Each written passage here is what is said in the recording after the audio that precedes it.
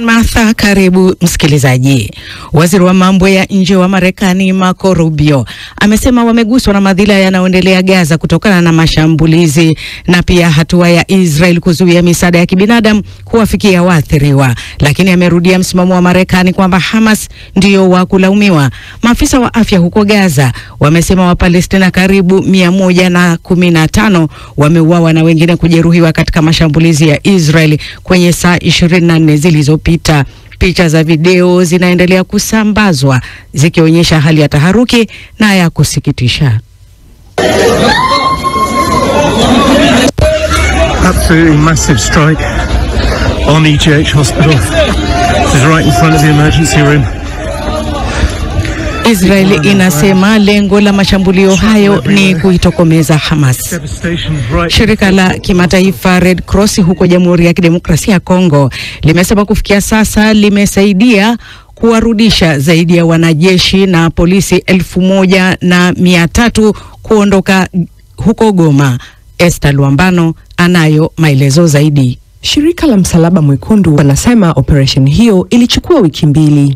Imebidi maafisa hao wa kijeshi waondoshwe kutoka huko mashariki mwa Goma kutokana na hatua ya waasi wa M23 kunyakua udhibiti wa mji huo tangu mwezi Januari baada ya makabiliano makubwa ya kivita na vikosi vya serikali ya Jamhuri ya Kidemokrasia ya Kongo. Duru za Umoja wa Mataifa zinasema wakati huo karibu wanajeshi 2,000 walipewa hifadhi katika kambi za walinda amani wa umoja huo.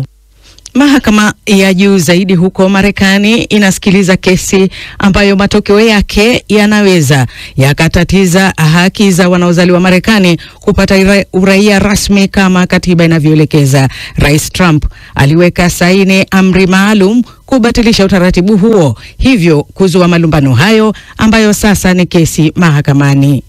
Na msanii maarufu Chris Brown amekamatwa na kufunguliwa mashtaka huko Uingereza. Marekani huyo anadaiwa alimpiga kwa chupa na kumsababishia majeraha mabaya mwanamume mmoja, tukio lililofanyika ndani ya klabu moja ya mjini London miaka 2 iliyopita. Hii ni BBC.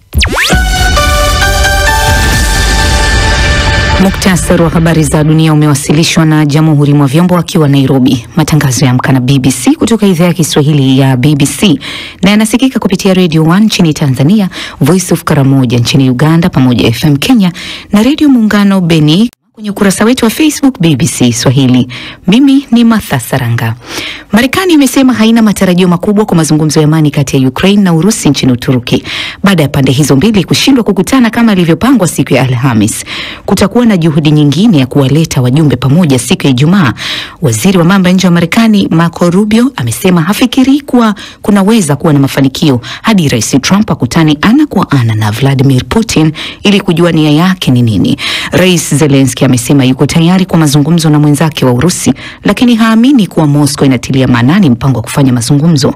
David Inki ana taarifa zaidi. Msaidizi wa Rais Putin, Vladimir Bedisky, amesisitiza kwamba timu ya Kremlin ilikuwa na watu wote muhimu kwa ajili ya mazungumzo hayo. Rais wa Ukraine Volodymyr Zelensky amethibitisha kwamba nchi yake itatuma tena wajumbe kwenye mazungumzo ya siku ya Ijumaa huko Istanbul, lakini amekosoa ujumbe ambao ameuita wa ngazi ya chini uliotumwa na Moscow. Katika mkutano na waandishi wa habari mjini Ankara, Zelensky ameshutumu Urusi kwa kutuma wawakilishi wa ngazi ya chini zaidi, lakini amesisitiza kujitolea tena kuendelea na mazungumzo ya kusitisha mapigano. The priority is peace. The priority is ceasefire. Kipaumbele ni amani. Kipaumbele ni kusitisha mapigano. Kipaumbele ni kuwa hapa leo.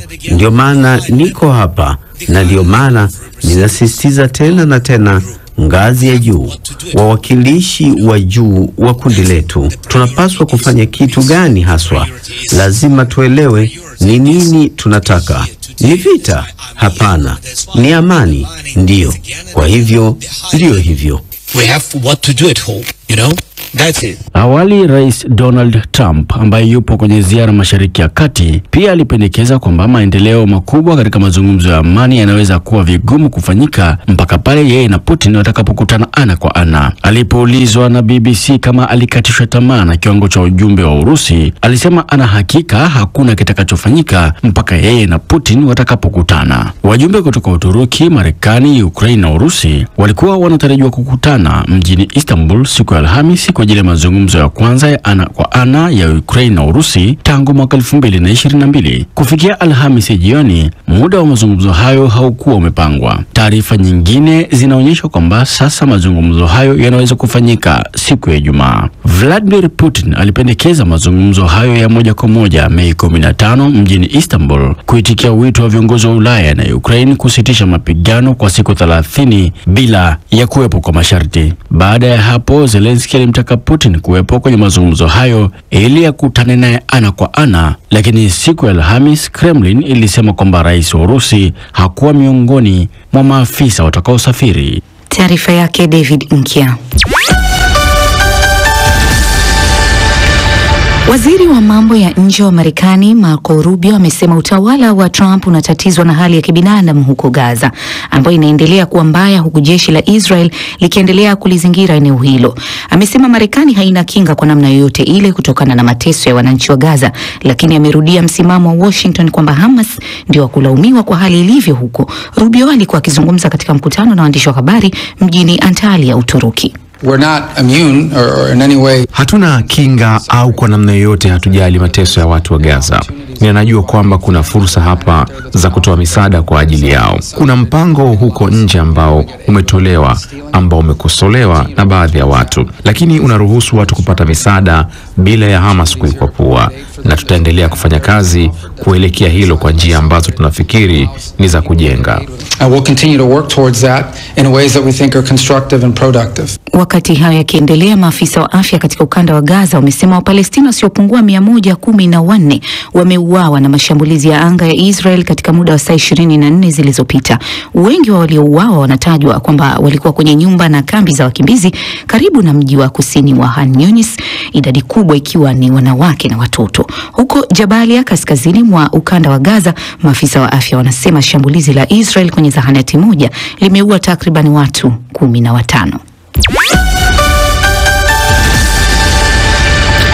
Bodi ya maendeleo ya Rwanda RDB imesema mradi wa Rwanda wa zao la bangi kwa ajili ya matibabu ya thamani ya juu unapiga hatua kubwa, huku mradi wa miundombinu ya matibabu ya zao hilo ukiwa umekamilika kwa 83%.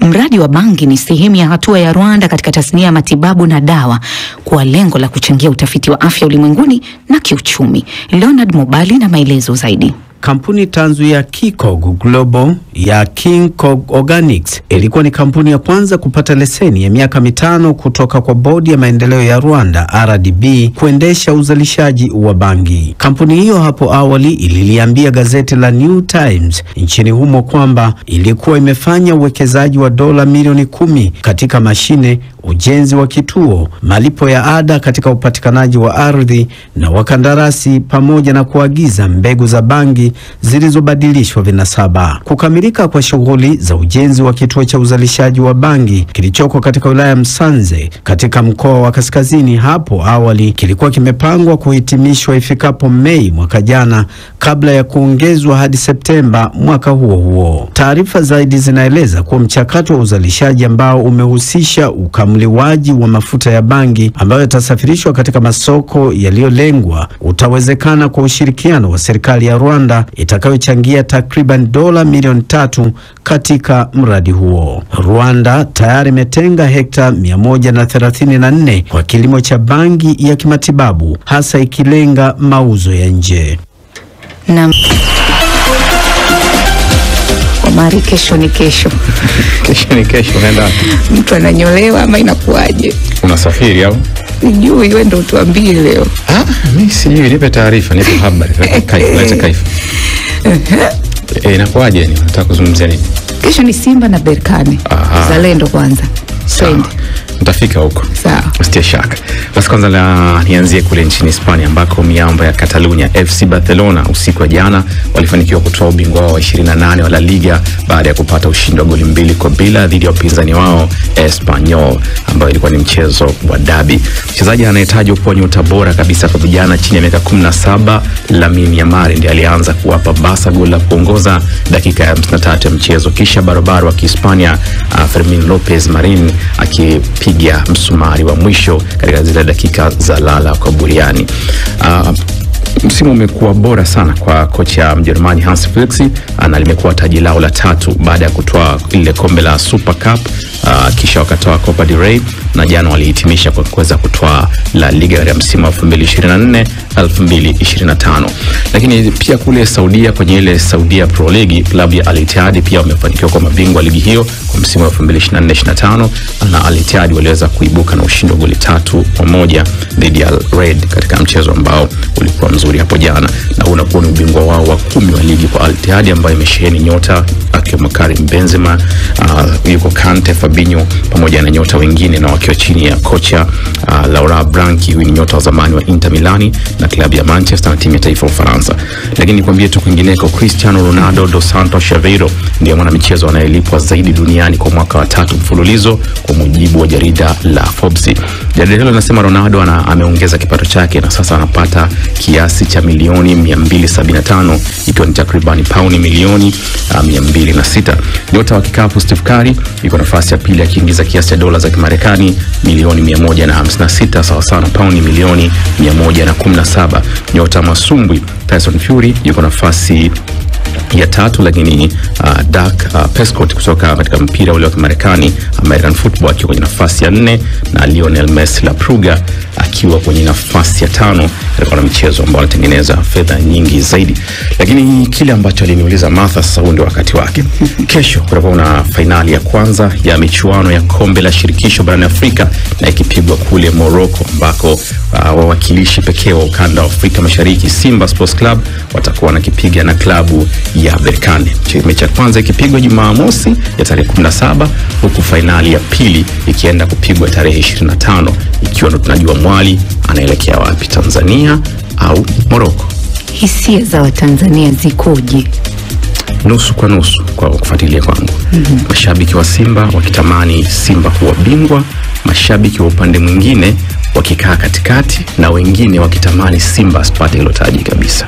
Sababu kwenye mpira uzalendo na utaifa nafikiri ni kitu ambacho kimekuwa kigumu kukiweka sawa.